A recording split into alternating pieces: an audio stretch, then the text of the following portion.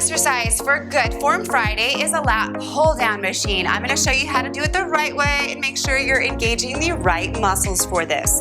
Now just remember, all machines are not universal, so just make sure that you kind of check it. But if I was to hold the top one, I want to make sure that I'm taller than 6 foot. However, I'm not, so I'll grab the lower handle here. Now that I have my hands in place, think about that scapular retraction. So shoulders down and back. I don't want to shrug.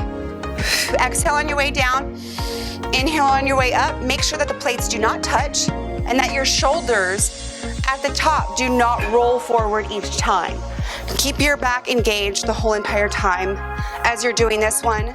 Exhale as you pull down, inhale as you go up. Make sure that you do not bring your elbows back, but that you keep them a little bit forward. It's almost as if you're wrapping that bar around. You really want to focus on engaging that lat muscle, and this will help you build a nice wider back.